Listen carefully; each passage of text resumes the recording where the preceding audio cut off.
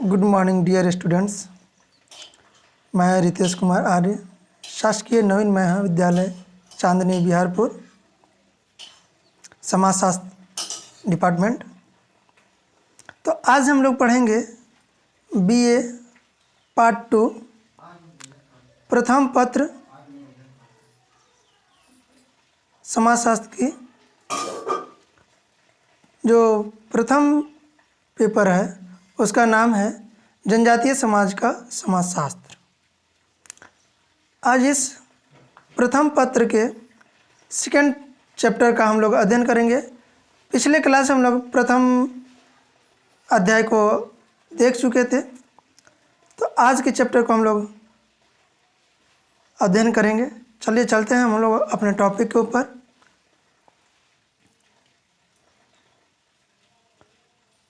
जनजातीय लोगों का वर्गीकरण दूसरा चैप्टर है और हम लोग इसी चैप्टर को आज अध्ययन करेंगे। तो भारत में विभिन्न क्षेत्रों में पाई जाने वाले जनजातियों में बहुत अधिक विविधता है। ये बात हम भी जानते हैं और आप लोग भी जानते हैं, है ना। अर्थात भारत जो है, जब यदि हम देखें तो भारत की संरचना, तो उस संरचना में जाति और जनजाति दोनों का समावेश होता है ना। यदि फर्स्ट ईयर में आप लोग थोड़ा अच्छे से अध्ययन किए होंगे तो इस चैप्टर को जो है आप लोग अच्छे से पढ़े होंगे कि भारतीय समाज की जो संरचना है वो संरचना मुख्य रूप से देखें तो दो लोगों से बना था, एक जनजातीय लोग और दूसरा जाति लोगों से। ठीक है, तो आज हम लोग देखेंगे जनजातीय लोगों का वर्गीकरण, है ना। तो देखिए, भारत जो है, भारत एक बहुत बड़ा देश है।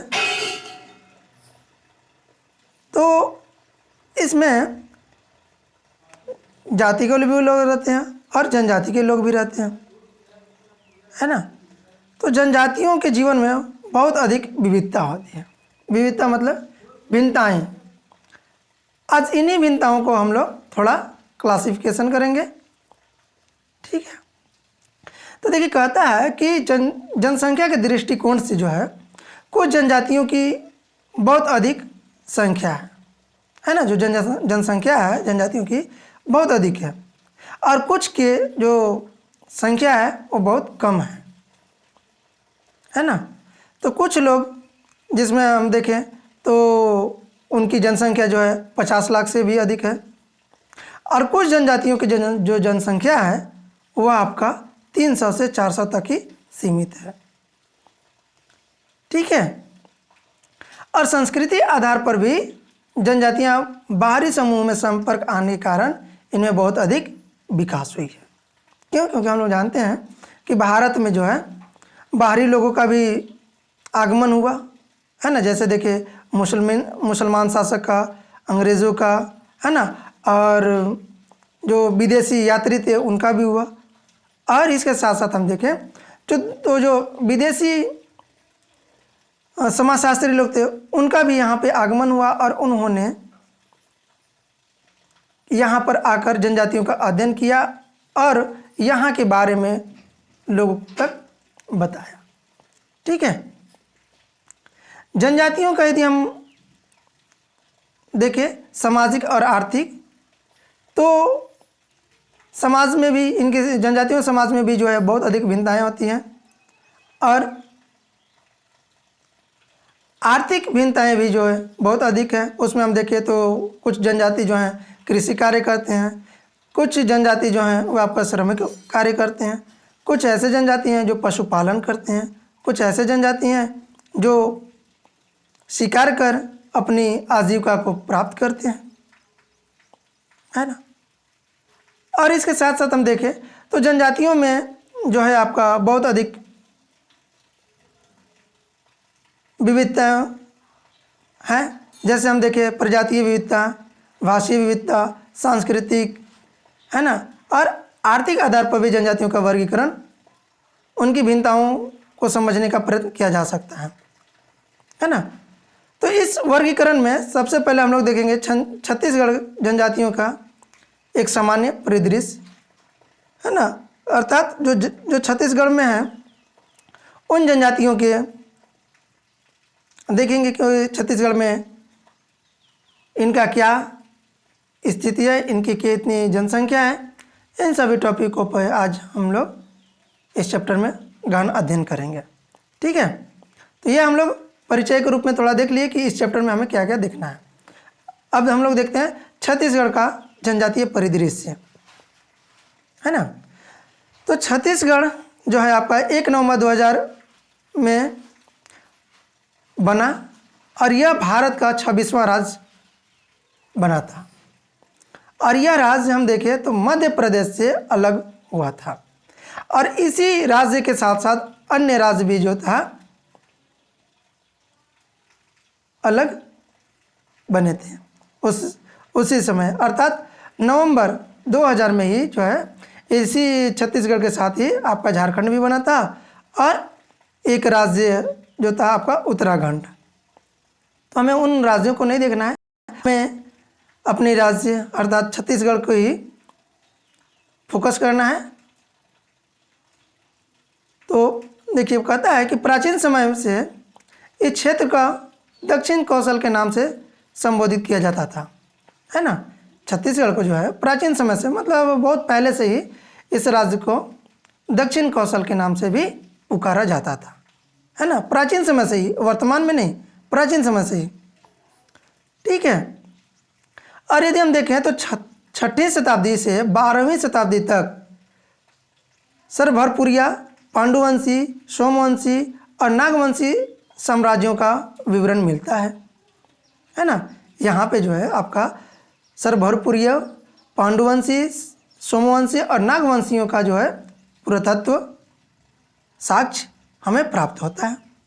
1845 में ब्रिटिश शासक के अंतर्गत रायपुर इस क्षेत्र का सबसे प्रमुख केंद्र बनाया गया था, है ना। जैसे हम आपको लोग बताएं कि हमारे देश में मुसलमान शासकों का भी आगमन हुआ, अंग्रेज़ों का भी हुआ, है ना।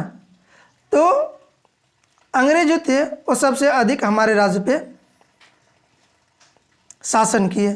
ठीक है, तो अंग्रेज जो थे उन्होंने 1845 में रायपुर को सबसे प्रमुख केंद्र बनाया था। ठीक है, और सन 1904 में इस क्षेत्र के संबलपुर को उड़ीसा जो वर्तमान में सम्मिलित कर लिया गया है ना, जबकि बंगाल से सरगुजा क्षेत्र को मध्य प्रदेश से संबोधित किया गया था, है ना। अर्थात जो मध्य प्रदेश है उस मध्य प्रदेश में यह राज्य उस समय बना हुआ था। ठीक है, वर्तमान में छत्तीसगढ़ राज्य के पूर्व भाग में झारखंड, ठीक है, और आपका उड़ीसा है। पश्चिम की सीमाएं जो है आपका मध्य प्रदेश और महाराष्ट्र में लगी हुई है। ठीक है, और उत्तरी सीमाओं पर हम देखें तो आपका झारखंड तथा उत्तर प्रदेश है, जबकि राज्य की दक्षिण सीमा तेलंगाना तथा आंध्र प्रदेश से मिलती है ना। तो इस तरह से हम देखें तो जो राज्य है उनके पूर्वी, पश्चिमी, है ना, उत्तर, दक्षिण राज्यों से का नाम भी बताएं हम आपको। और यदि हम देखें तो क्षेत्र के दृष्टिकोण से जो है आपका छत्तीसगढ़ राज्यों में इसका 9वां स्थान है ना, क्षेत्रफल की दृष्टि से। ठीक है, अर्थात 9वां सबसे बड़ा राज्य है भारत का। जबकि जनसंख्या के दृष्टिकोण से देखें तो यह राज्य आपके 17वें स्थान पे आता है। ठीक है, यह जो राज्य है आपका मध्य प्रदेश में जनजातीय जनसंख्या जहां 21.10% है, वहीं छत्तीसगढ़ की जनसंख्या में जनजातीय जनसंख्या प्रतिशत 30.60 है ना। अर्थात जो जनसंख्या है जनजातियों का यहाँ पे मध्य प्रदेश से भी अधिक लोग रहते हैं। ठीक है,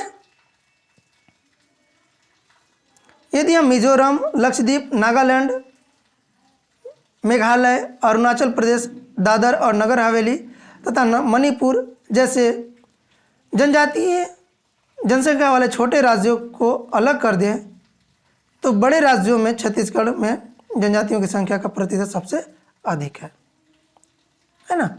यदि छोटे राज्यों को अलग कर दें और बड़े राज्यों में देखें तो छत्तीसगढ़ का जो जनसंख्या है ना वो बड़े राज्यों में पहला स्थान रखता है।